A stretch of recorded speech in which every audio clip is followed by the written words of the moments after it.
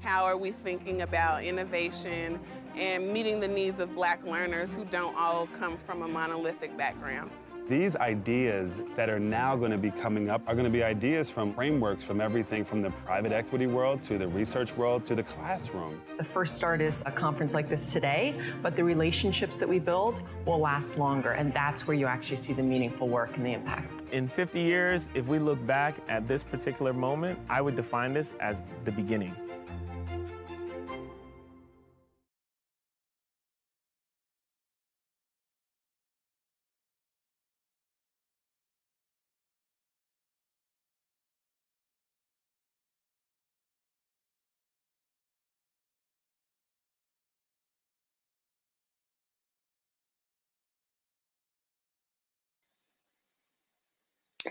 Good afternoon, ladies and gentlemen. I'm Josh Poe. I'm the founder of Linkit. We are a K-12 assessment and data analytics platform that partners with school districts around the country and around the world to help them make better sense of their data. I'm also quite proud to be an IFE founder and the moderator for today's very important discussion. Before we get started, though, we're going to take a minute to get familiar with the Shindig platform, which is being used to host today's event. So first, take a look at the snapshots on the bottom of the screen. And be sure to turn your camera on too, so we can see you. Right now, you'll see 30 participants on screen, but if you want to see everyone who has joined us, click on the All Participants icon at the bottom. You'll also notice that when you roll over a snapshot, you can see their name, their role, and their organization. For the next couple of minutes, we're going to explore the private video chat feature of Shindig, which lets you click on someone to begin a video chat. To get in the right frame of mind for today's discussion, I want you to initiate a video chat and maybe talk about how COVID-19 has impacted your work.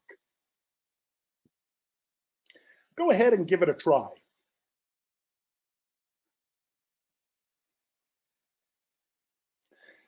You'll notice once you get started that while you're chatting, you can still hear me on stage.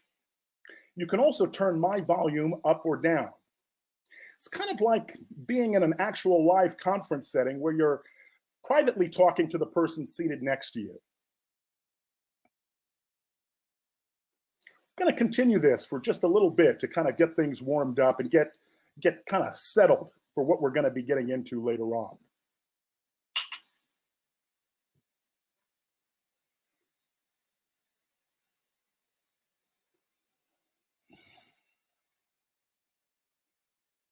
Now, I'm really going to blow your mind with this one.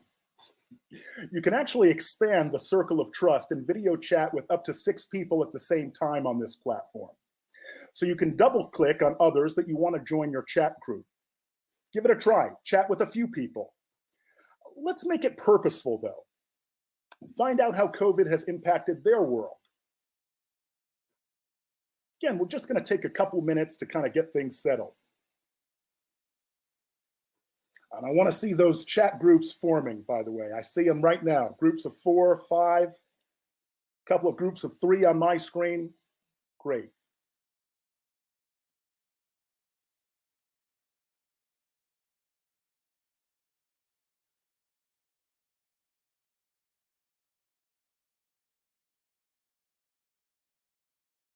All right. Now that we understand a little bit about how to use the platform, I do want to encourage you to have as many of those private conversations as possible today. In many ways, IFE is about the power and potential of relationships. And many of those relationships begin with conversations just like this.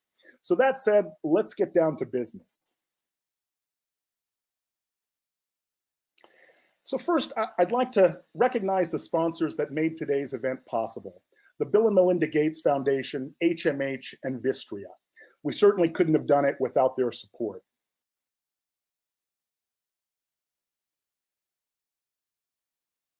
As you can see from our agenda, we've got a lot of ground to cover today, and we're going to hear from both researchers and practitioners during the main part of our panel presentation. But rest assured, there are going to be opportunities for you to engage with each other and the panelists during the breakout sessions and thereafter. We can also do that throughout the event.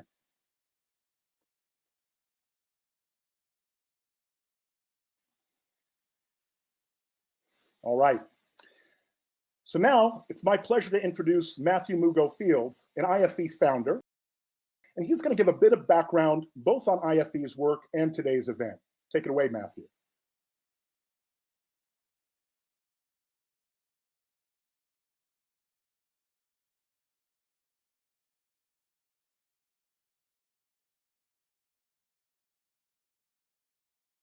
Time and attention to this important topic for today. I have the great distinction and pleasure of being one of the folks that led the creation of IFE, and my job is to give you a little bit of background on innovation for equity and set the stage for what I hope will be an important and enlightening event today. So first and foremost, let me give a shout out to my colleagues from Hardcore at H&H, hundreds of whom registered and are attending this event. There's no way to tell the story of the creation of IFE without telling the story of the transformation of H&H. You see, for the last few years, a bunch of us have been working really hard to transform the largest company in K-12 education from being a publishing company focused on great content to a learning company focused on creating great outcomes for students. It's in that context, when you start thinking about providing great outcomes for students, that the question about who those students are and how we can best serve them starts to come to the surface. And it was a few years ago in one of those conversations that we raised and we batted around the boardroom table, myself and colleagues on the leadership team of H&H, and decided that convening experts and folks from across the education ecosystem to see what we could do to improve the life outcomes for Black learners, that's where the idea was born. Next slide. As you saw in the video, that convening took place in Martha's Vineyard, historic Martha's Vineyard, with a lot of ties to leadership in the Black community, strong legacy of connection to civil rights efforts, et cetera, that this organization came to be. We convened a group of leaders from across the education ecosystem. When we say education ecosystem, we mean superintendents, college presidents, researchers, folks from the private equity and venture capital world that invest in education, philanthropy, education entrepreneurs, executives, and folks from government, all gathered. And this is now a famous picture that you see here. Funny thing about that picture, by the way, is there were two of our founders missing. Click one time for me. With a little bit of Photoshop magic, we were able to insert them. They had to leave early, Josh being one of those founders. That group got together and leveraging some of the same design thinking and product development practices that many of us get a chance to do in our day jobs, created a set of initiatives and a mission around IFE. And that's how this thing came to be. Next slide. We left Martha's Vineyard 2 summers ago with basically 2 pieces of paper. One piece of paper said what's on this slide. We wanted to see what we could do to collaborate from our various vantage points across the education ecosystem to improve life outcomes for students needing the most support, initially focusing on Black learners. The initially focusing on Black learners is a commitment to what's called targeted universalism. It's a recognition that by focusing on specific groups and crafting solutions that are appropriate for that group, you can, if you do it thoughtfully, benefit the broader society. Again, the best example of this kind of targeted universalism is the civil rights movement of the 1960s. In this case, when we say Black learners, we mean pre-K through career. So the broadest sense of learning. This is not just about K-12. This is not just about higher ed. This is about life outcomes for folks across their lifespan. We thought that along with that mission, the ways that we could assist in this effort is by doing 2 things broadly: scaling efficacious innovations and developing diverse transformational leaders. Next slide, please. When we say scaling efficacious innovations, we mean there are all kinds of interesting solutions. Yes, some technology-based and technology-driven, others not, that need to be replicated and scaled nationally. When we say diverse transformational learners, think of that as recognizing, promoting, and developing folks that were like ourselves, folks who have come to the work of education out of a commitment for community improvement, and what could we do to help create more folks like us more quickly, faster, stronger.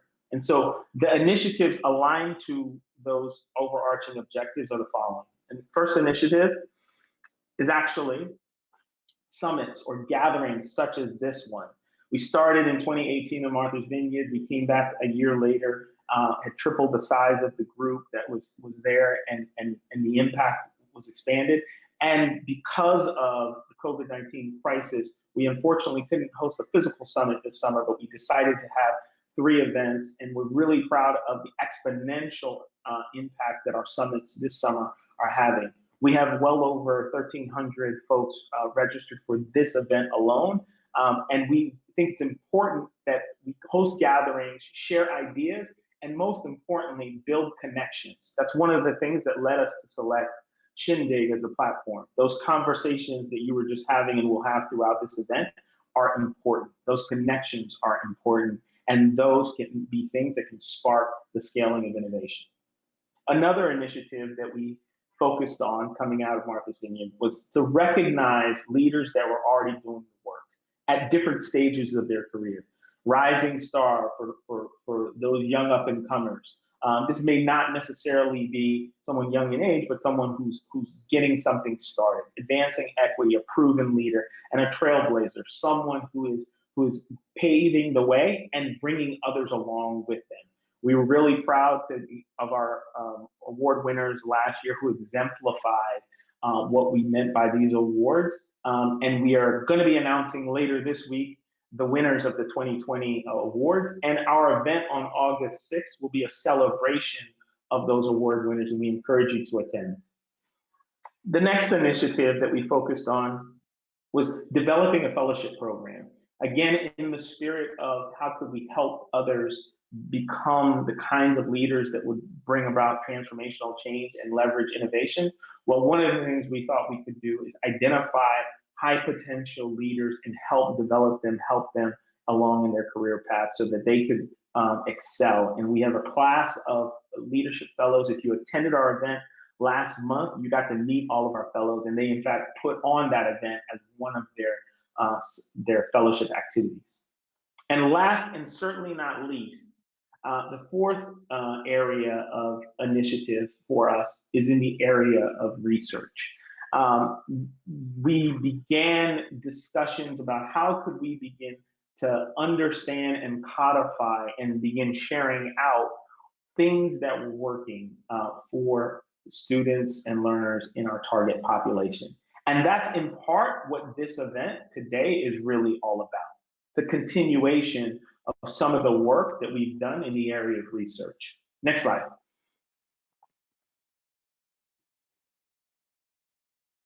So coming out of our initial summit, we formed a team of talented researchers who decided to take 2 approaches to studying the same particular problem, if you will.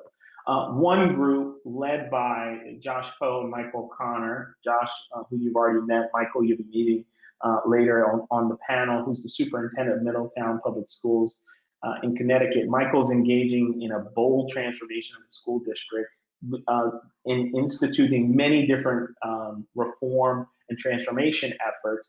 And they got together leveraging the expertise of Josh and his firm to seek to isolate the variables that were driving improvement for students broadly and students within different subgroups. What they found was it kind of proved the point of targeted universalism. The things that were moving the needle the most for Black students also happened to be those things that were moving the needle for all students. And so Michael and his leadership team, they got the benefit of some detailed analysis that helped them understand what they could and should begin doing more of across the district. As Josh and Michael were focused on that analysis, Dr. Julie Washington and Dr. Lydia Carlos began a bold effort of ethnography. They did a survey of teachers from all over the country, well over 600 teachers, because they recognized and they were wise enough to know that far too often, many of our efforts at enhancing and changing education leave out the voice of the teacher. And when you do that, you create the same problem that happens over and over again. That all of these efforts at transformation and change and reform die if teachers are not bought in and if it doesn't benefit from the voice of the teacher, many times our reform efforts are not well informed. And so we learned a lot from teachers across the country and what they thought was moving the needle for Black students. And what was really interesting, next slide, is when we then compared the findings from each of the reports. When we said, what are the overlaps? What are the things that were consistent? Where did teachers agree with the conclusions that came out of the detailed data analytics work in Middletown? And I think this is where a lot of the truth lies. Certainly we don't purport this to be, sort of third-party validated, double-blind study kind of research that many of us are used to doing, but this was a start. And it is my hope that these are the kinds of ideas that get expressed and discussed and debated in today's event. So first and foremost, one of the things that we learned was, surprise, surprise, leadership really, really matters. Having collaborative governance, having leaders that are bought in and have themselves a belief and set mandates for the achievement of Black students is critical to the achievement of equity and critical to the achievement of improved outcomes for Black students. So leadership matters. Next, mindset matters. Now, often in education, when we talk about mindset, we're often talking about kids and do they believe and, all the Carol Dweck kind of stuff about mindset and do they, believe that they can learn and you have a fixed mindset, a growth mindset. That's all important and essential, absolutely key. What the research here focused on was teacher mindset. That teachers themselves said, hey, I know when we as a collective, as a group, believe and have high expectations of these students, they will and can achieve. And that was definitely proven out in the research. This is actually a point that's made prominently by John Hattie in his effect size research, that collective teacher efficacy is the single most impactful driver of achievement. So teacher mindset really matters. And lastly, and this is an area that is near and dear to my heart in the work that I do every day with my colleagues at HMH, is curriculum matters. We need pedagogical shift towards a combination of data-driven, yes, personalized, yes, individualized, yes, but culturally relevant curricular options that's engaging for students and that's effective. And this was also something that proved itself out in the research. So again, I am hopeful that these ideas are further explored and maybe you have something to share regarding these kinds of approaches that will be beneficial to today's discussion. Next slide. And this all leads us to today. A combination of bringing together a combination of absolute superstar, rock star thought leaders, researchers who are on the cutting edge of understanding what must happen for us to achieve the goals that we have for our students, and practitioners, the folks who every day are doing the good work and fighting the fight for resources and grappling with many complexities of doing this work, bringing them together to have a thoughtful discussion in this COVID-19 moment for us to keep a focus on growth and achievement for Black learners. I'm very excited about who we have today. I thank you all for being here. I thank you all for participating in this. And I encourage you, as Josh did, to engage in conversation and engage with our speakers throughout the event. Thank you very much, everyone.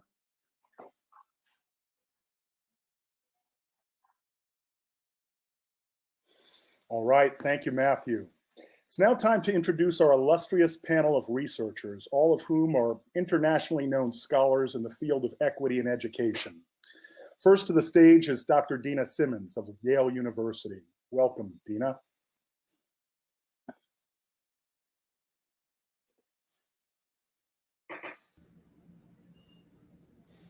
Hi, Dina. How you doing? Welcome to the stage. All right. Next, we have Dr. Tyrone Howard from UCLA. Hello. Hi there. And How are you, finally, Josh? I'm doing great, doing great. Finally, Dr. Chris. I think we lost Josh. I think we're running the show now. Can you hear me? I hear you, Josh. Okay. I don't hear Josh. Oh, you don't? No. Yeah, he's there. I'm here, Dina. All right, we'll have the admin team check that out. No problem. We'll just keep it moving. So thanks for joining, gentlemen. Appreciate that. Certainly thanks to Dina as well, if she can hear me. It looks like they're bringing her back on. There she is. How about now, Dina? Can you hear me? Three of us. I still only see us three. You don't see Josh? I just see connecting. Okay. You know, welcome to All right. Hey, it's real time. the new way of learning. Okay. It's gonna be a little What we do. iffy. Oh, no, I lost him too. So it's just three of us. Oh, there you go, Josh. Yeah, I'm back. There we go. How about now? Can you hear All me? right, we good. We're just testing people, right? Just testing out the tech. We got to kick the tires before we get started officially. So, all right. So thanks everyone for joining officially. Now that everyone can hear me, it's going to be a great discussion today. I'm very excited about it. Hope you are too. For those that aren't familiar with your work, though, I'd like to get everyone oriented by just asking how your specific area of focus has been impacted by the COVID-19 pandemic. Dina, since you can hear me now, let's start with you. I would say that, so I work in the space of social emotional learning, and I'm at the intersection of SEL, social emotional learning, healing, and equity. And as you know, we are in the midst of two pandemics: racism, which by the way did not happen after George Floyd was killed publicly. It's been around, we can tell you about that. But also the COVID-19 pandemic. So I think what is interesting as I think about where we are right now is how do we ensure that we create spaces of healing and space for healing for our young people, but also for our adults in the building, as we've all experienced the trauma of these two pandemics. Mm-hmm, no doubt. Chris, how about you? Has your work changed much as a result of responding to COVID? Somewhat, right? I think as a person whose work is really anchored on pedagogy, like the science of teaching and learning, the transition from going offline to online has made teachers feel kind of like frenetic and nervous. And so they're learning these sort of technical skills and then also trying to make sense of the pedagogical skills necessary to engage in a different type of platform. So, it's like helping teachers with the learning transitions and then also helping them to understand that good pedagogy offline actually is good pedagogy online once you make sense of the tool. So it's really about helping folks with transitioning more than anything else, and then helping them to make sense that the art and science of teaching and learning exists whether in person or not in person, that synchronous and asynchronous is still wrapped around good pedagogy. So it's helping folks to make sense of transition and finding continuity in the midst of this sort of like traveling through space and time. Yeah, absolutely. Dr. Howard, how about you?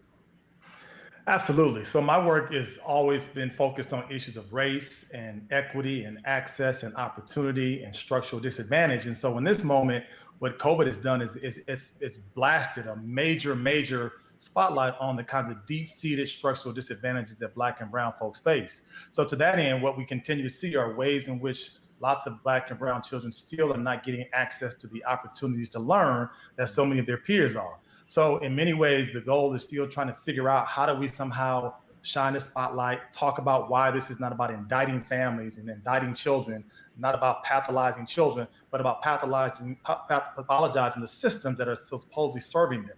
In an era when we say that we want to make sure that all children are being served, we still have to prioritize that Black children continue to be on the outside looking in. So yes, it has changed, and it's changed because Black children are oftentimes and continue to be on the outside looking in. Yeah. Wow, absolutely.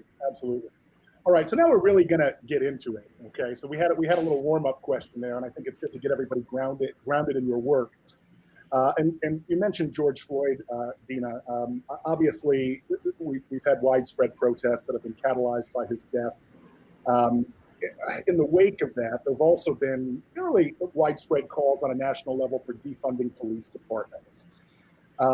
This is a theme that we've certainly heard about. It's been discussed in the media. I'm sure discussed at the water cooler.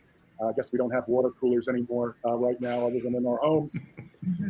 But should schools that don't commit to using this moment to drive innovation and change, should they also be defunded? What are your thoughts on that? And I'm going to go to you first again. Go ahead.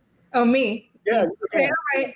So here's the thing. I think that when we talk about defunding, there's a history of which schools get defunded. It's often the schools that have the greatest need. And then who decides what innovation is? And oftentimes that person doesn't look like me or anyone else. My brother's here. So, we also have to think about what I would say is when we're talking about defunding the police, we have to understand the history of policing, the history of police. The police were made to patrol and to police and to surveil enslaved Black people and the indigenous, right? So for me, the way I see it is we're trying to defund white supremacy. And if that's what it is, we should defund racism, we should define white supremacy. And as it stands right now, the police are doing what they were designed to do, which is to police our communities. I'm from New York, the police were stopping and frisking people based on how they look. So until the police have an anti-racist, anti-bias, anti-oppressive,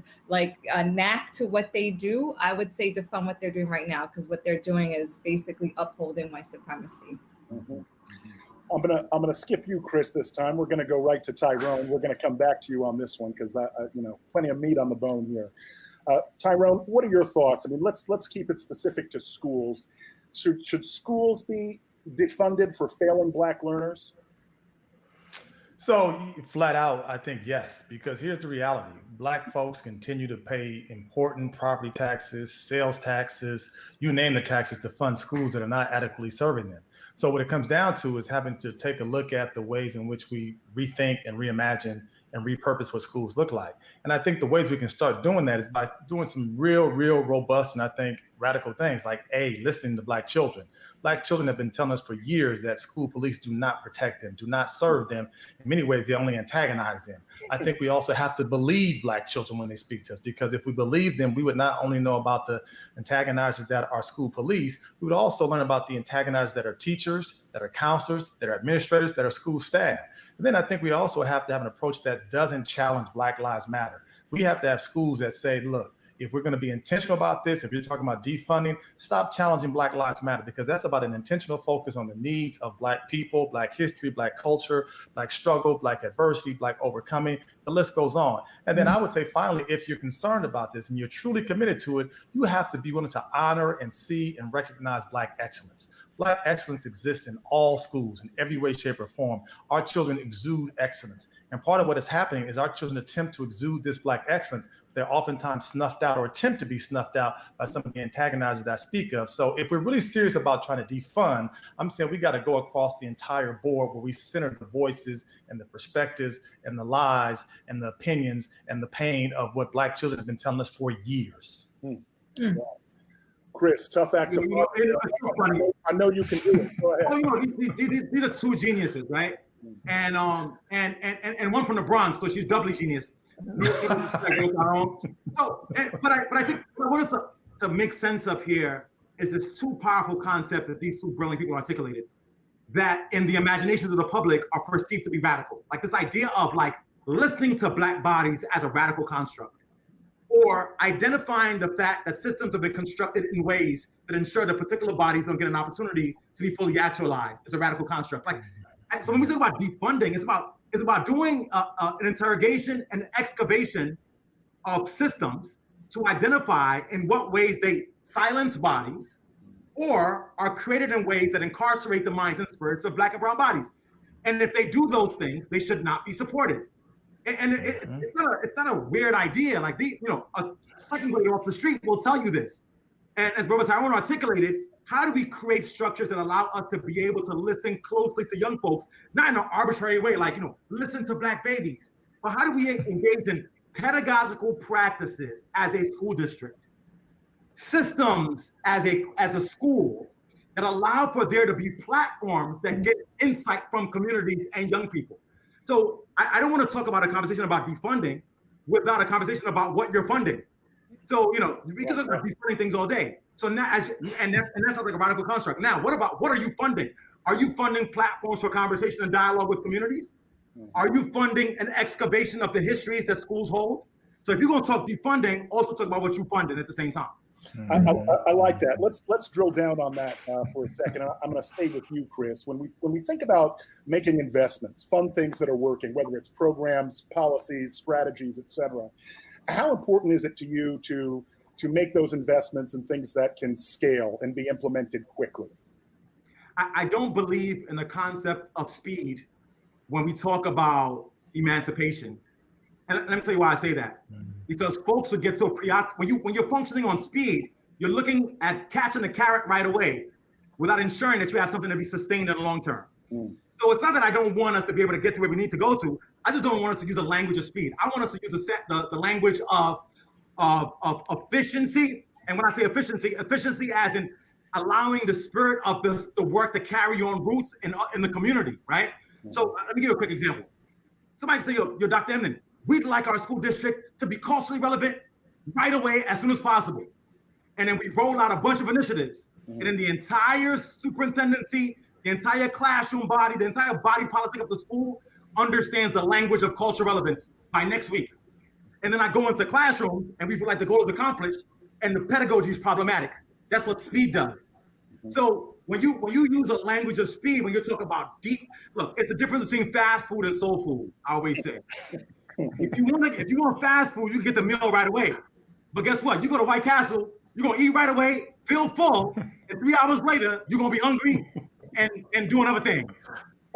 Versus soul food, which takes longer to prepare, which requires everybody who was in the kitchen to cook. The community got to cook, the parents got to cook, everybody got to cook together. It takes longer, but it's more sustaining, and that sustenance sticks to the ribs longer. Yep. So when you talk about fast food pedagogy, we talk about soul food pedagogy. Don't give me speed, give me sustenance. I like it. Dr. Howard, I'm going to start with you this time, and we're going to stay on the topic of investment and resources. Let's imagine that you received $1 million grant to implement research-based programs or practices in any school system. Hey, Josh, can we give my brother like 10 instead for the example? That's what I'm saying. Can I get a little more, Josh? I mean, can we get 10, 15? Do I hear 20? You know what? We could call it 10. Let's make it sustainable. We'll call it 10 million. So you've gotten this grant. What do you invest in? What kind of pilot programs or initiatives do you want to fund if you can make the decision? I imagine one of the challenges of being a researcher, an academic, is that you don't necessarily have the power of the purse strings, right, to fund initiatives directly. But let's say you do. We'll take that off the table as sort of something that you don't have and give you the 10 million. How do you spend it?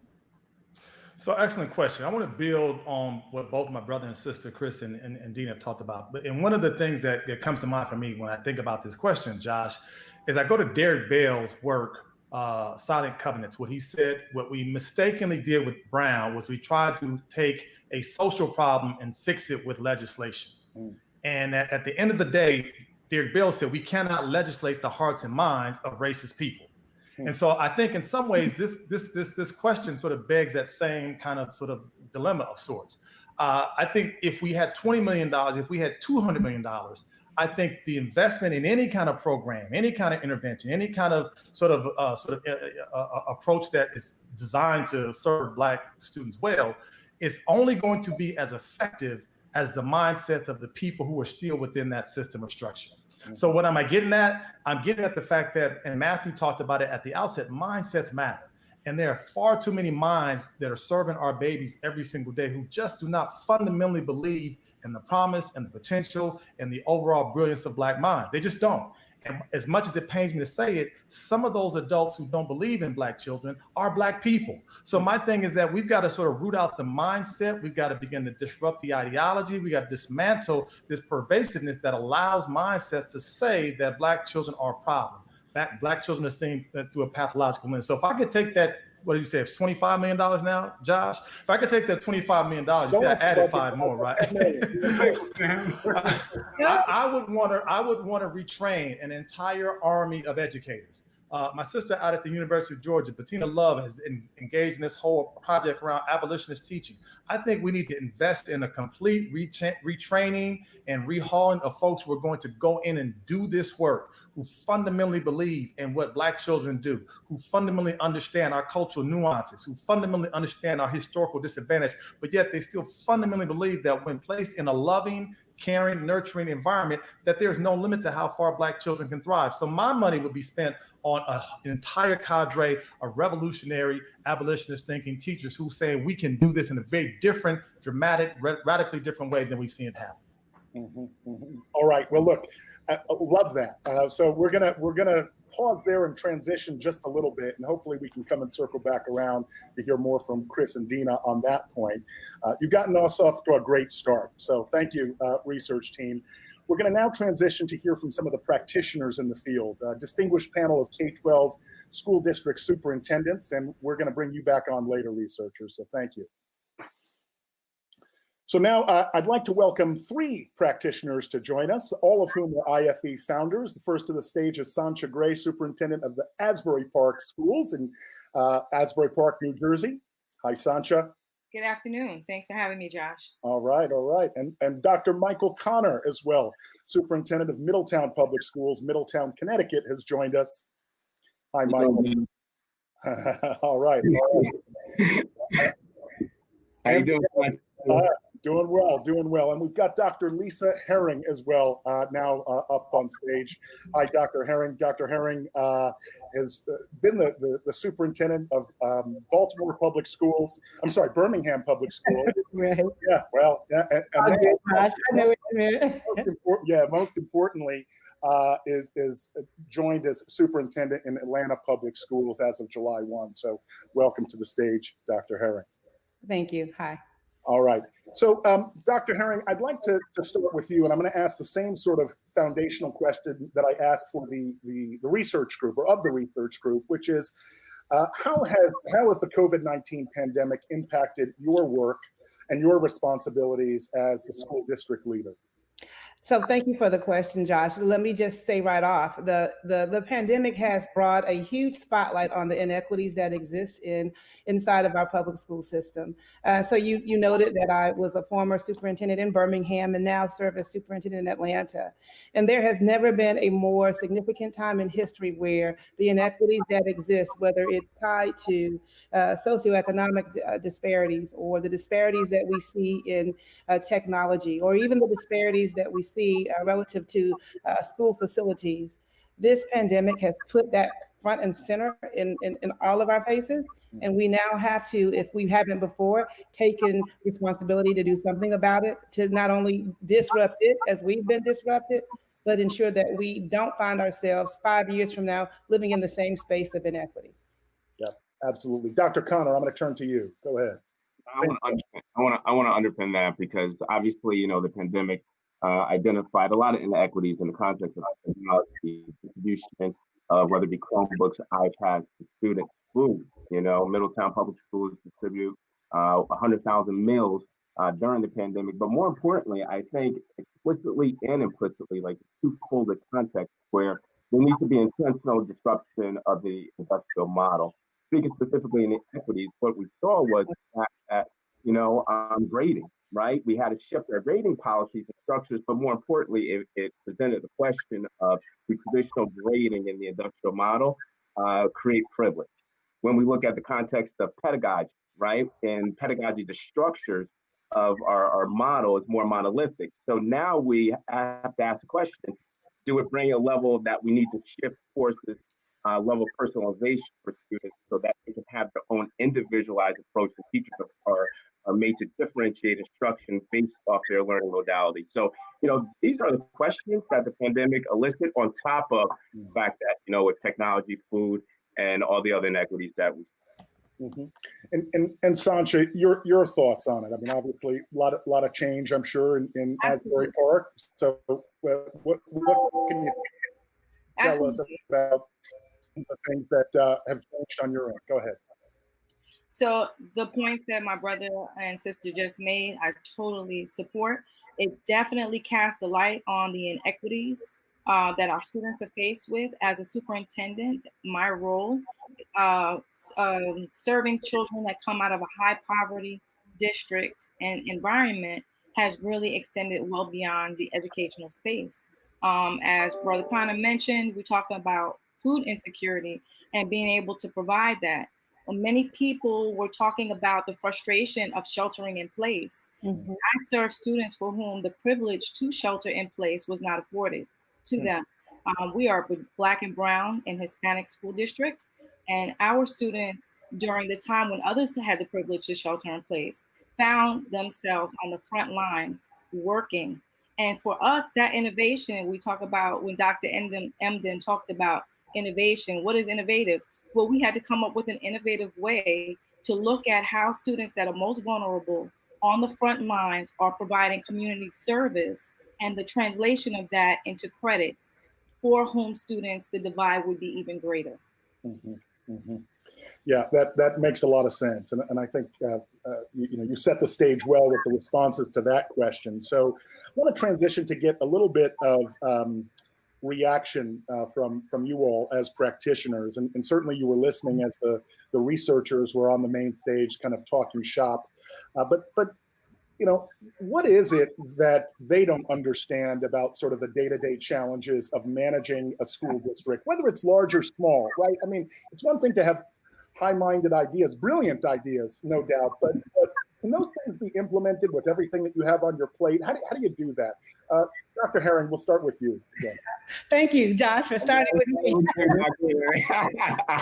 But let me say this, because as I was listening to our brothers and sister researchers, I was, in the background, head nodding and saying my own amen.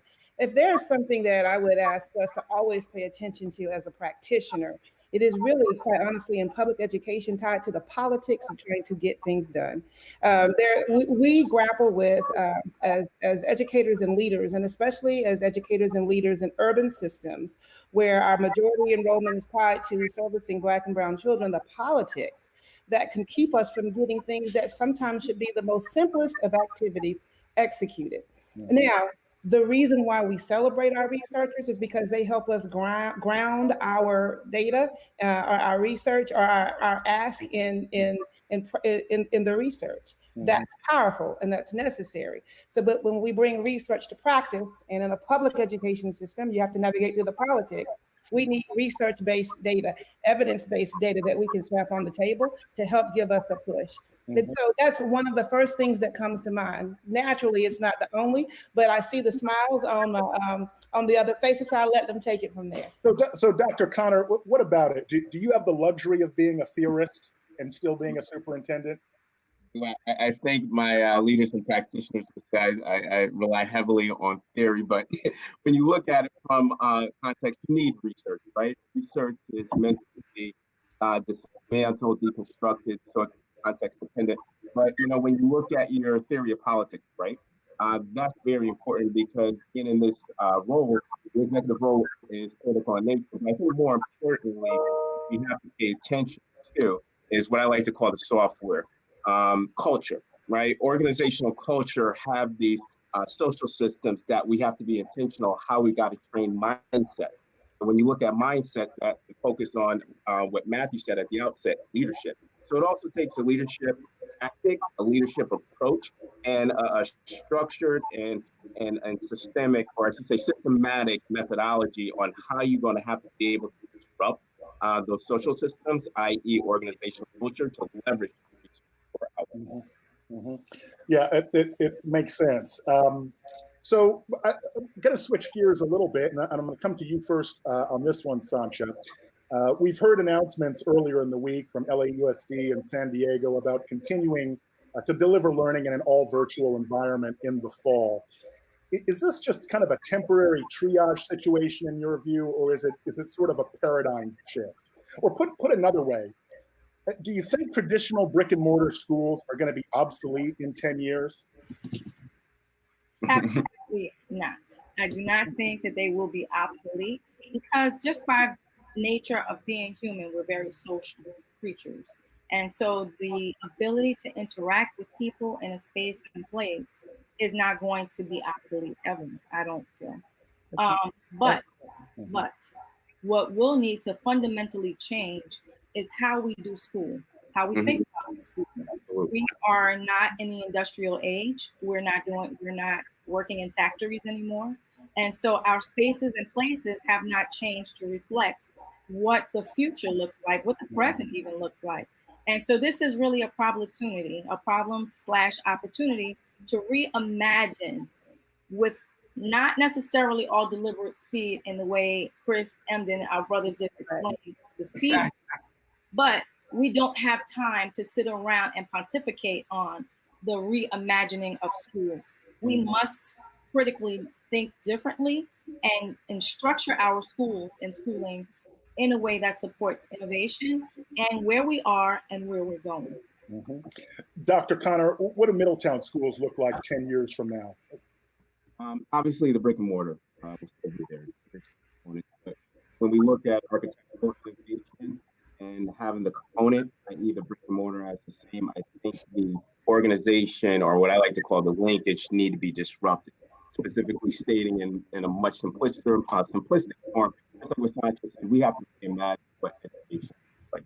We have to continue, I think, is digital penetration around integrating technology, software, deep analytics into this actual design, moving towards more of a personalized context where now we can have blended models and employing specific leverage strategies that has more on the lines of having this proliferation or strategic proliferation of looking at students differently, where now students are the learners or the students are their own teachers and practitioners become facilitators.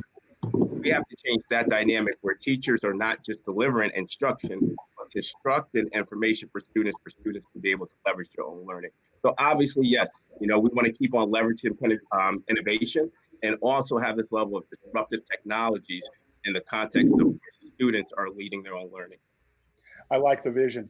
Dr. Herring, I'm going to actually give you another question here, which is, certainly we've heard a lot of discussion around things that, challenges that are maybe arguably outside the realm of what you can legitimately control. Things like internet connectivity in the home is not necessarily something that a superintendent of schools has direct control over. So I want to ask, do you accept the premise that there are certain things with respect to teaching and learning in a COVID environment that are out of your control? And if so, what are some of those things? So I'll just go ahead and tell you, Josh, as a superintendent and as a superintendent of Atlanta Public Schools and as a superintendent of an urban school system, I have to reject that. Because here's what I know for certain, as it relates to teaching and learning and the way it has evolved over the years, even when you ask the question around what will we look like 5 to 10 years from now, we have a responsibility to ensure that our children, the adults that teach them, are equipped with the resources that they need. But we also have a responsibility to do that in such a way that we stay in sync with the changing times. So in Atlanta Public Schools, we'll ensure that every child has a device and that everyone that needs a hotspot has that as well. Because we can't accept the notion that there's something that we can't do. But here's the other part of what leadership allows for us to do in systems like ours. In that space that we don't have the resources to fill it, and we go out and we find individuals who help us fill that gap. That's mission critical in doing this work. And when individuals who are helping to fight the cause rise up, we seize and we partner up and we make it happen. And so not having an option is not on the table. We have to find a way. It's a part of the work. It's what we signed up to do, and it's what we have to stay committed to doing. So, Lisa, I'm going to stay with you for this one, actually. I gave Dr. Howard a $10 million budget to spend as he wanted to. That is nothing, Josh. I'm going to exactly. So I'm going to up your budget to $100 million for Atlanta to implement the programs of your choice as you see fit. I don't know, speculate as to how you might take a stab at spending that money effectively to maximize the return on investment for Black learners specifically. I know you have a broad constituency, a lot of groups and stakeholders, but what can you do for Black learners with $100 million? So in the space where you show us the money, and that clearly is showing us the money, and you guys know that's quite an amount, I would say a couple of things. Number one, I would want to take ownership of the brokenness that has existed in the minds and hearts of our children that we have served and that we have not served well, but left our system. I think that's something we don't often talk about. But even with 100 million from a social and emotional wellness lens and a mental health lens, then we have a chance to reinvest in those that left us and those that we will receive and those that we have. That's important. That's a whole child framework. And I think for effective teaching and learning, that has to be considered. In the world of technology, since you gave me a $100 million, I'm not concerned as to whether or not it's brick or mortar, whether you're at home or in the backyard, whether it's 3 a.m. or whether it's 3 p.m. Anytime, anywhere, learning, any place. And I also go back to what my brother Michael just said, and we need to remember that our children have within them the opportunity to help own their learning. And so that space where the teacher is the facilitator, but the students have voice and choice and ownership, I thank you for that 100 million that allows for us to do that. And finally, my pleasure. When they leave us, they may already have a career because we've had the resources to put it in front of them before they left our system. So if you're going to give me that, that's what we're going to give back. I want to thank you. I'll write the check tomorrow. And I know you have a hard stop. Dr. I do. Thank you for your time. I know you got a lot on your plate back in the ATL, so appreciate it. And thank you for joining us. Best of luck. Thank you. To my brothers and sisters and all of us, keep up the good fight and please be well. Be well. Thank you. Thanks, sis. Take care, Lisa. All right, so I'm going to give. Well, I don't want to shortchange you all. We got maybe just another minute or two to continue with this. So, Sancha, your thoughts? $100 million budget. What do you think? I was hoping I was going to get 100 million. All right, you got it. Quick thoughts on how to spend it. Quickly, a holistic approach that would engage the parents and the families and provide a safety net in the areas of also providing them with literacy support, very comprehensive early childhood support, because if we're talking about raising up a child, we need to put a safety net around the family. And so educating and providing professional development from early childhood stance, how we teach reading to adults, engaging them in that way, creating a post-secondary pipeline, not only for the students, but for the parents, so that they can also model for our children what we want them to experience. And we want to put them there and make sure that we're addressing that 30 million word gap that some of the research is showing that our children in poverty, Black and Brown, are coming to us with the deficit. Giving them strategies on how to do that. And comprehensive 24/7 support is key. And I definitely would put internet connectivity, as I have, with the board support in every home of my children in Asbury Park schools, because that's not an option. Yep. We have money and we have to figure out how to apply that to support our families and that have the greatest needs. Absolutely. Dr. Connor, last word on the subject. 100 million to spend.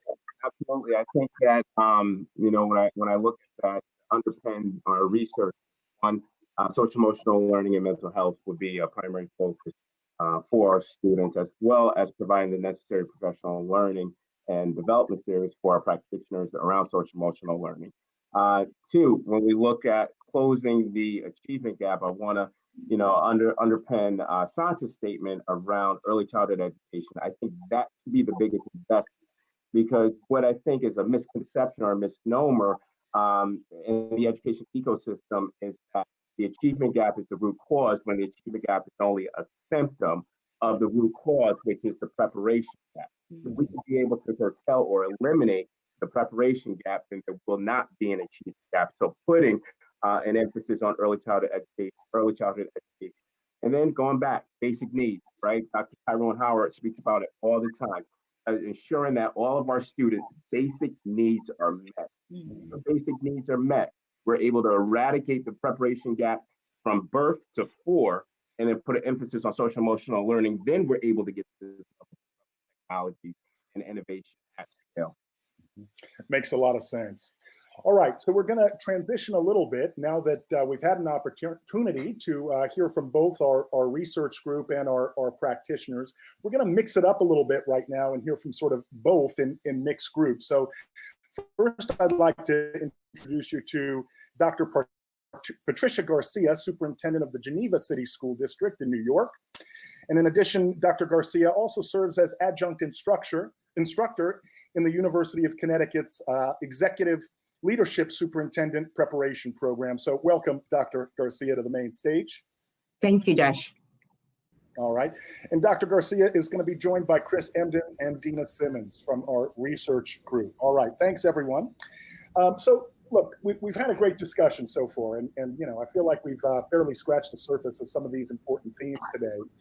I'd like to turn to Dr. Garcia first and just explore what is it that researchers and practitioners can do specifically to achieve greater levels of collaboration, other than talk, right? I mean, everybody can talk, we can share these ideas, we can go to conferences, attend forums, but what specifically do you think can be done to really make sure that some of this innovation, some of these ideas really get into practice? So Josh, I think that superintendents across the country welcome the collaboration and partnership with the researchers. But I do think that the research need to be grounded and rooted in the needs of the school district and in the condition of the school district. I think as superintendent, we understand the research better when we're part of the research, when we help develop the research. And so when innovative practices can be developed, but the research needs to be based on the need of the school district and the condition of the school district. Once it's developed and is accepted and adopted, then we implement it. But we just cannot have research for research. We need to make sure that the research responds to the needs of the school district. For example, the current crisis that we're facing, there is need for research in understanding how race and culture impact learning. 10 years ago, we were not talking about this. But today, the research is very important to say, okay, how research of race and culture impact learning. So I think we're eager to partner with them, but it needs to be based on, we don't have time for a lot of theory. We need to have time to make sure that it's rooted in our needs. All right, Dina, question to you. How do we get some of your ideas around socio-emotional learning or really anything that you feel needs to get into the classroom? How do we do that? I mean, I think when I think about social emotional learning, I think right now what COVID-19 has taught us is the importance of a social emotional learning. But I always cautious folks, similar to what my sister just said, is that we have to think about where race and culture plays into anything that we implement. Because I've said this before, if it doesn't matter whether you call, you know, a curricula XYZ, if the person who's implementing it is racist, then the implementation of it could be racist. So whatever we do, we have to apply an anti-racist, abolitionist, anti-bias, anti-oppressive approach to it to make sure that it happens. That needs to happen with what we talked about earlier, which is this idea of how do we shift and change mindsets to create this space for the importance of anti-racist education, anti-racist practice. And there was a time when you said anti-racist and people were like, oh, sweat. You said Black Lives Matter. People were like, oh, that's a terrorist group, right? Like people were scared to talk about that, scared to talk about race. And for us to go anywhere in this country, we need to heal. And we will not heal if we don't tend to the wounds. And our wound as a country is racism. And so what I would say, how do we implement that, is that we just have to get out of our own ways. And we need to have like the space within affinity to heal as a people and then be able to come together. I don't think we come together enough. I think, but we can't come together if we're broken, because hurt people, and we're going to perpetuate the hurt that constantly happens in our schools, especially if you are a Black child or a brown child or Indigenous, anyone who's not white. Not to say that white kids don't get hurt, but the way we get hurt in a system that's founded on whiteness is a different type of hurt. Because what we learn from as soon as we walk into the school building is that we are not enough, that our humanity is not enough. And that is what we need to change. We need to put humanity back into our schooling and do it ASAP. It's powerful. Dr. Emdin, your thoughts? You know, I think that it's a misrepresentation to make the argument that researchers have not historically been concerned with issues of race and class and such. The thing is, practitioners have been seduced by the imaginations of white scholars who have their own perceptions of what it means to engage in good pedagogy. So they've been seduced by this notion of academic rigor, college and career readiness, making the kids hit the benchmarks. So we got Black and brown scholars who are community embedded who've been saying, yo, let's talk about race and class. Let's talk about Blackness. Let's talk about language. Let's talk about culture. Let's talk about hip hop. And then folks have been like, nah, we want to talk about college and career readiness. And so the infatuation with the linguistic traditions of white supremacist ideologies as played out by traditional researchers has captured folks who've been in school districts for a very long time. And now that we noticing, George Floyd being murdered and Black and brown bodies saying, I refuse to learn from you. They're like, wait, are researchers talking about social emotional learning? And we're like, fam, we've been talking about this for 15, 20 years. Y'all ain't even paying attention. So that's the first, thing I want to make clear.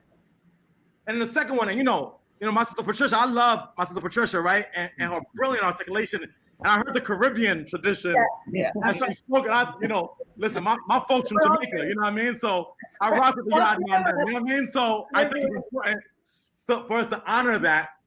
But I also want us to, we got to also be honest with ourselves to say, like, listen, academic performance is in itself a colonized discourse. So the notion of a performative outcome as the singular way of identifying the value of bodies is just flawed. And we know that young folks who are emotionally connected, this is why I love Dina and love Dina's work, beyond her Bronxness, which adds an extra brilliance. I said it before, I'll say it again. I better hire some Bronx people. But also a recognition of the idea that if young folks are emotionally connected to the content area and see themselves as part of that subject area, they perform better. Science genius, for example, we got young folks in the hood who write and raps about science. I'm not saying that hip hop is the answer. I'm saying that it's an answer and it needs to be on the table. When they perform science raps, they're like, yo, I could rap and I could do science. Man, science is light. They perform better in science. This has nothing to do with traditional benchmarks or traditional expectations or rigor. It's just about convincing the mind, the soul, the spirit, and the body that is within my ability to be able to perform well. So we got to expand out the robustness of this outcome discourse to include wholeness, to include mindfulness, and not mindfulness in Eastern tradition mindfulness alone, but like mindfulness in like not my mind is. When I say mindfulness, the notion of my mind is not full with established tradition. You can't be mindful if your mind is full. But my mind is empty of the existing tradition and is tethered to community-rooted ways of engaging in academic content. It's never an either or. It's always an and in both. And the and in both has to be academic and ratchet concurrently, academic and hood concurrently. Yeah. And the book coming January 21, cop that. Dina's gonna drop a book too. But the notion that we can reimagine genius to be vernacular. Like that. I like that. I mean, first of all, I could react, but I want to get a quick reaction from Dr. Garcia very briefly. Are we too obsessed with rigor? Are we on the wrong track there? And just if you could just briefly respond before we wrap up this part. So I think we have gone a little crazy with one size fits all in education. And so we're really not looking at the child as an individual. We have gone crazy with the benchmark and with the assessment, with the state assessment. But to my brother, Chris, there's another problem here that we have not spoke about. So we are the implementers. We are the superintendent. Let's look at our policies and let's who developed the policies and who are at the top of those policies. I always said to people, why is the issue of school board? Why the issue of school board, even in minority school districts, are predominantly white, okay? So let's see who is taking the AP classes. What kind of policies are developed for AP? So we have to, is a problem much more complex than having the superintendent that want to work in this area. You above the superintendent are the people that developing those policies. Let's take a look at who are in those positions making decisions for kids of color, Black and brown children. So we have these social problems. We think enough of. Yes, ma'am. Yeah, Yes, ma'am. I agree. All right, we're going to have to transition. That's real. That's real. Appreciate that. All right, so we're going to bring on another mixed group very briefly before we transition to our breakout sessions and give them an opportunity to answer another question. And Dr. Howard, welcome back to the stage. Dr. Connor as well. And where's my sister Sancha Gray? Also joining us. So wanted to get your thoughts. Obviously, we've talked a lot about the challenges of COVID-19 and sort of moving the dial for Black learners, but I certainly want to have an optimistic attitude and approach here. So in the spirit of every cloud having a silver lining, and I think you described it, Sancha, as a problemtunity or a problatunity. Is that what opportunity? All right, I like that. I might borrow it.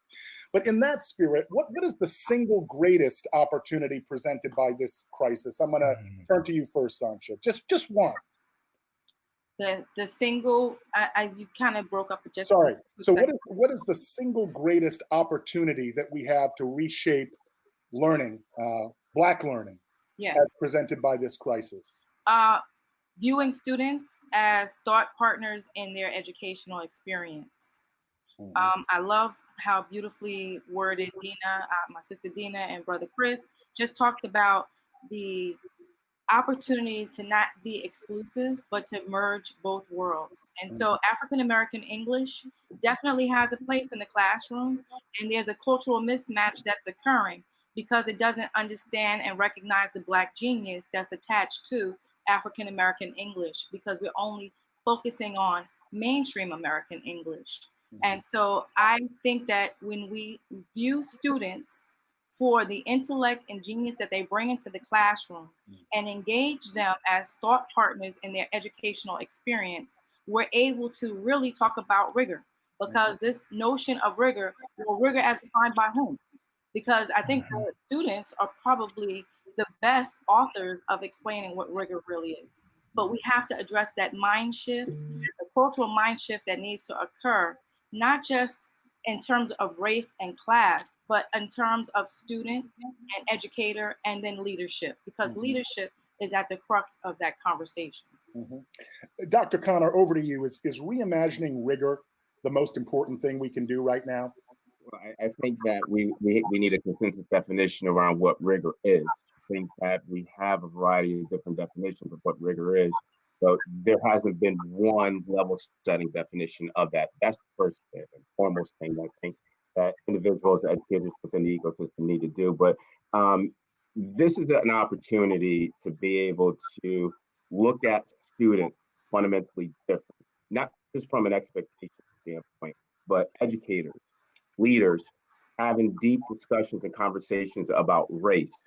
What is the impact of race with students, and how now we can be able to shift pedagogy, shift leadership practices to now ensure that all of this one monolith of all of our students, specifically around Black students, are having this exponential growth. Because now, before, it used to be taboo. People used to tap out when we talk about race. Now, let's tap in when we talk about race, especially in the education ecosystem, to ensure that rigor, right, defined by our students, this is what Dr. Emdin is saying, that we can be able to ensure choice, voice, and agencies incorporated with that. But I think that this pandemic has now created this environment where people want to talk about race.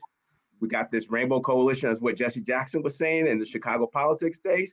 Now we can be able to use this as this level or as this plate to be able to move forward, especially our Black and brown students. So yeah, this pandemic has created some inequities, but more importantly, people can talk about race and don't feel uncomfortable about it. Right. Dr. Howard, last word on this. I mean, again, just to rephrase the question, we've talked obviously a lot about the problems and challenges and various things, obstacles in the way that we have to overcome. But if you could just pick one thing, what is that one thing, that one silver lining, if you can? I know it's probably an unreasonable question. I'll admit that right on the face of it. But parse it out. Select one thing for us that it's an opportunity that we can't afford to miss. So I have so much respect for my brother and sister, Superintendents Gray and Connor, and I think they are hitting on some really critical points. If I were to add one to what they've already suggested, I think one of the things we have to do, as much as it's not very popular, but I do think in this pandemic, we have really begun to see how we can think about technology as a tool for learning in ways that we had not thought about before. So for example, I think one of the things we're learning is that the brick and mortar setup of schools, which I agree with the superintendent who spoke earlier, I do believe will be in place 10 years from now. However, I think we're now thinking about alternative ways of learning. So I engage with a group of young people. We talk probably once every couple of weeks, young men who are in high school here in Los Angeles. And they say, I prefer this learning format better, being online. Because why do we have to stay in school for 6 hours, 5 days a week, when I'm able to get more done in 2.5 hours compared to what I got done in 6 hours, moving away from this one-size-fits-all approach. Many of the ways we've done school still are steeped in the 20th century approach that all kids come to school at the same time for the same amount of periods and kind of this lockstep fashion. I think what we're learning that this format works for many of our students, that many of our students are much more efficient when they can work independently. Many of our students have to work part-time jobs, so this gives them the flexibility to be in school for 2 or 3 hours and then to go work for 2 or 3 hours. Some of our students we're learning have daycare responsibilities for younger siblings, so I can get things done where I can watch younger siblings and get schoolwork done. I think that the confines of school as we know them does not work for all of our students. And this moment is highlighting that more of our students than we want to give credit to are able to work independently, more efficiently, and dare I say it, more effectively than we recognize. And I'll add one more piece to this as well, Josh. We're also learning that some of our students prefer this format because they're being subjected to bullying, they're being subjected to all kinds of social emotional challenges that are being front and center for them at schools. So I think we have to recognize that while there are still huge inequities that exist in this format, that for many of our students, like many Black children do, we have figured it out, and we are figuring it out in a way that says, I can do this much more efficiently. And we've always said it's about working smarter, not harder. And many of our students are telling us, why do I have to go to school 5 days a week when I'm at home? I get that done in 2.5 days. So I think we are now having to rethink the manner upon which we get multiple pathways for students to learn. Really important point about the importance of student voice. I appreciate you bringing that to the table. All right. So we're going to pause there and transition a little bit to our breakout. So now that everyone has had the opportunity to hear from both our practitioners and our researchers on the main stage, we're going to transition to the breakout session. And each of the breakouts is going to be moderated by an IFE member. It's going to give you the opportunity to dive deeper into some of the topics and themes that we've just really begun to discuss today. So on the lower left side of your screen, you're going to see the 3 breakout sessions listed. I'm going to briefly describe each one. So the first is IFE fellow Nelsie Rodriguez is going to moderate a conversation around family and community engagement. She's going to be joined by Tyrone Howard and Sancha Gray. Second, Alvin Crawford from IFE will be spending some time discussing professional learning with panelists Chris Emdin and Pat Garcia. And the final panel, Amy Mattet, who's also an IFE member, will moderate a conversation on student-centered learning with Michael Connor and Dena Simmons. So those are our 3 breakout sessions that'll be operating simultaneously. So before you click the button to select your choice, just a couple of notes. You're going to need to re-enter the same email address and the promo code research that you used to enter the main session today, the main meeting that is, and that's going to give you access to the breakout room of your choice.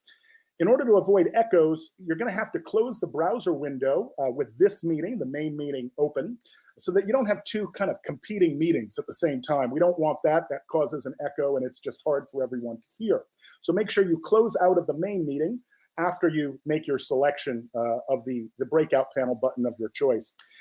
Last note on that, wait for your host to begin the conversation, so don't go up on the podium and start chatting, at least not yet. You may have an opportunity to do that. We do hope that these sessions are as interactive as possible. In about 30 minutes, maybe a little bit less, we'll have an opportunity to return back to the main stage for some final thoughts from our panelists. So certainly encourage you to continue the discussion in that way. You are going to need to use your same credentials, once again, that promo code research, to get back onto the main stage. And you're going to close out the breakout session windows as well as you do that. So all that said, we're going to transition now. We'll see you in the breakout rooms, and join us back on the main stage after you've had an opportunity to do that deep dive. I found myself nodding in affirmation every 5 seconds because they just resonate so much with me, the comments. I would extend what has been said to say that the concept of a binary approach to instruction, we don't have a luxury, and maybe even luxury is not even the operative word there. We shouldn't think about this space from a binary perspective. There are so many intersections, if you will, of different areas that are touched on. Looking at things in silos, it just can't happen anymore. And engaging a larger audience and scaling that out to ensure that the students that have the greatest need and that this learning loss is going to really be addressed in a very thoughtful way. We have to put more ideas out, but we have to talk about, as Dina said, we have to just call it out for what it is. And once we've called it out, then we can really get to the work. And I also hope that it doesn't get lost in the wake of the current political climate. We can't afford to stop the conversation and just let it go back to a silence. We have to stay on the front lines and at the forefront about race. Yeah, agreed. Dr. Garcia, I think we still have you on audio feed. Yeah, what thoughts? Good. What thoughts do you want to leave us with today, as far as how do we not squander the moment here? So first of all, I want to thank you for this opportunity. I think we have to keep the momentum going. I think we are.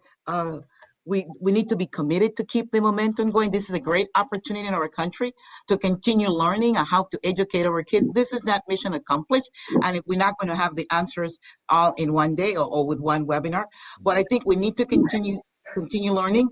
Our demographic will continue to change in our schools. This is a great opportunity to reimagine, to rethink, and come up with new innovative ways of delivering instruction, of building our capacity. And all of these tools together will definitely have an influence in making us stronger and making sure that we meet the needs of our students. I also want to thank the great teachers that we have in our classroom that are faced with this dilemma of how to provide instruction to our students. And we are still debating how that professional development needs to look like. So we don't have that answer, but we are asking them to deliver instruction. So I think this is a great opportunity. We don't have all the answers, but we do have the commitment that we will continue, and we will stay in the conversation, as Glenn Singleton said, we'll stay in the conversation. And that is, I think, is what is important. The dialogue is ongoing, no doubt. All right, I'm going to bring up the researchers for a final word now.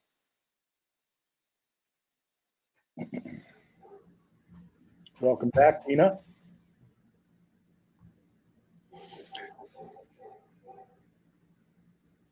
All right. Dr. Emdin, I presume. Chris, do you hear me? Yep, we got you. And Dr. Howard, great. Well, hopefully you all had exciting experiences in the breakout sessions. I know I did. Really amazing conversation. I just wish it could go on a little bit longer. Good news is— Do y'all see Joshua? Yeah, they can hear me, I think. Hopefully. Yes. Yeah. Yes, okay. All right, so looks like she's having a problem with her video feed, so we'll try to get that going. But Chris, we'll start with you on final thoughts for today. What do you want to leave us with in terms of not losing the opportunity that we have to change our thinking and mindset? If I may, beforehand, I just want to give a shout out to everybody for being on the platform and sharing their afternoons with us. Definitely. And Josh, you killed it as host, bro. So you know what I mean, you really did, really thoughtful questions. So shout out to you for that work. Appreciate it. And then I'm gonna just start with these two here. I wouldn't give a shout out to everybody, but Dena Simmons is so brilliant. You know what I mean? I just want to publicly say to everybody how much I love this sister, her voice, her passion, her truth. She's everything. And every time I'm around Dr. Howard, I learn something. So I always come from the Google. So just thank you for that. And my final words are really simple. In the words of social theorist and and philosopher, the late Nipsey Hussle, the marathon continues. There's not one event that gets us to where we need to go, but understand that even where we are in this moment in time, where it's like, oh my gosh, they're finally talking about race. We just, all we doing is putting our kicks on. The marathon continues. So just keep up the work is all I have to say to everyone. It's truth. Dr. Howard, your thought. Yeah, let me start off first by doing the same thing. Josh, phenomenal job. Trying to corral this group of folks and minds is not an easy task. You've done a phenomenal job. I also want to shout out Matthew, the visionary, the man behind the mission who pulls all the strings and makes all the phone calls, text messages, and keeps us all on point. Big shout out to Matthew. This is important. I can't say how valuable you are to this work, and everyone else who's been a part of this format. My brother and sister, Dina and Chris, I just have the utmost respect, admiration, and sincere gratitude for what they do every single day. I would just ask us to remember this is about our children. We say that, one way to tell something about society is to see how they treat its children. And we have to remember that in these trying times, our children's lives are at stake, literally. And I hope that the politics and the agendas and all the other things that we sometimes get sidetracked with don't take us away from what our fundamental reason for doing this work every single day is about, is young people. And I say that because we stand here, each and every one of us who have participated in this, because somebody somewhere believed in us when we were children. Somebody fought, somebody died, somebody sacrificed, somebody went and had conversations, somebody went and cussed folks out because they believed in our potential, and that's why we do this today. It is upon us now to make sure that we do not let the next generation down. They are dependent upon us. They are looking to us, and I don't think they deserve anything less than that. So I just want to say, let us get the work up. I think Brother Chris said it best, channeling the words of Nipsey Hussle of letting the marathon continue. And I think we've saved the best for last. So Josh, you'll turn it over now to our brilliant. Yeah. All right, so I'm gonna go because actually, Josh, I can't hear you. So I think I got the question, but I was like texted because I was multitasking. Is how do we avoid squandering it? What I think is crucially important has already been said is, first of all, gratitude to my brothers here who I know outside of this, and I feel so honored to have you all alongside me, and all of the folks who are here who stayed with us for this whole hour and a half. Big up to you all.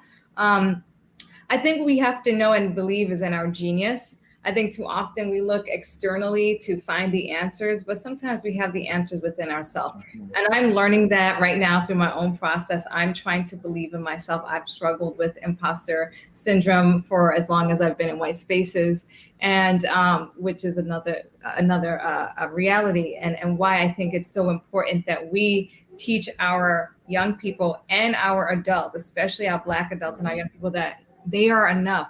We are enough. And I think we have to really, truly believe that. I was just talking to a sister today, and she was like, I think we second guess ourselves. And I said, if we just believed in ourselves, imagine what we could do if we believed in our genius, if we believed in our magic. Because you were talking about that, Brother, Howard, about if the Black overcoming, Black, follow us, because we know how to survive. We know how to be resilient. And despite everyone and everything always trying to kill us, we have no choice but to move forward with the Black thought that already exists, with the Black genius that already exists, with the Black overcoming that happens day in and day out. So what I will say is we can't afford to squander this, because Black folk equals humanity. This is for humanity. We cannot afford to squander it, y'all. We really can't. And it's gonna be hard. I gotta say this. This work is gonna be hard. It's not gonna be easy. And understand that there will be risk to this work. And you gotta be willing and about that life in order to do this work. And so the question that I leave you all is, are you about that life? And if you're not about that life, get out the way so that someone else who is can do the work. Wow.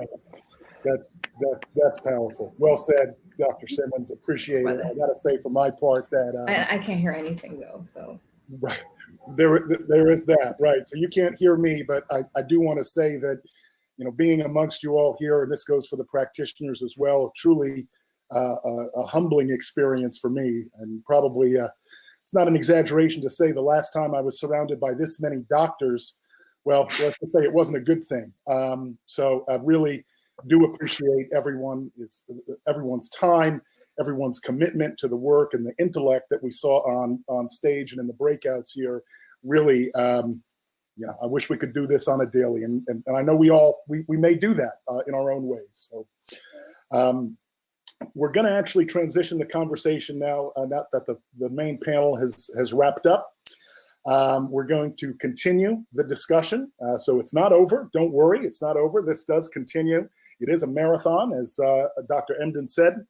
And we're going to be using the Shindig video chat to continue the dialogue right now. And hopefully maybe some of our panelists will spend some time and hang out with us for a bit and continue that conversation, because I know we didn't really cover everything that I'm sure we wanted to. There were a lot of questions coming in that the breakout sessions didn't have the opportunity to answer. So before we transition to kind of a sort of a structured hangout session powered by the Shindig chat, there are a couple of announcements. So the first is, please do not forget to register for our August 6th event. That is, as Matthew alluded to in the top of the session, is really our annual awards celebration. So we're going to be honoring some remarkable people that are advancing innovation and equity for Black learners and doing it in their own unique ways. So encourage you to sign up for that and participate in the program to celebrate and learn about their efforts. Next announcement, you'll also be getting a survey following this event. Really very simple, less than 5 minutes to complete. We're going to ask you for feedback on the experience today to help with future programming efforts. So we would really hope that you've come this far, that you take another 5 minutes to give us your thoughts and to ask questions that may not have been answered today. We certainly hope to have an opportunity to continue this dialogue in other ways, future events, whether it's on-site or virtual. So please do complete the survey. And I'll say just lastly that an important hallmark of IFE, as we've talked about, is really the connections that you can make while participating in these events, whether they're on-site or virtual. So obviously we can't be in the same physical room today, but these virtual conversations are very important. So we do hope that you stay and continue the conversation now. Speak with people that you don't know, speak with people that you do know. And I probably asked enough questions for one day, so we can maybe you can ask your own questions in these sessions, but just a couple more to consider, just topics to structure some of these conversations if you need them. Obviously, we encourage those conversations to be open-ended, but we will be keeping the meeting platform up and open for that dialogue to continue for right now. Again, only the tip of the iceberg for what's to come. But a couple of final thoughts here that you might want to consider as you go into the group chat, in terms of ideas to think about. Really wanting to know which ideas from today's discussion were most applicable to your own work. What do you think you can take away and use, whether it's in a district or in another institution or your day-to-day work in whatever capacity you may be doing this work, right? So what are the ideas that you feel that you can latch onto and bring back? And second, we're asking you to put it out there in these conversations. What kinds of commitments of support or collaboration can you personally offer, or can your organization offer to further this mission, to help address issues of equity and promote innovation for Black learners? If those don't fit, you can make it up as you go along, but we do encourage you to stick around, stay with us, continue this very important dialogue, and we'll see you at our next event. Thanks very much.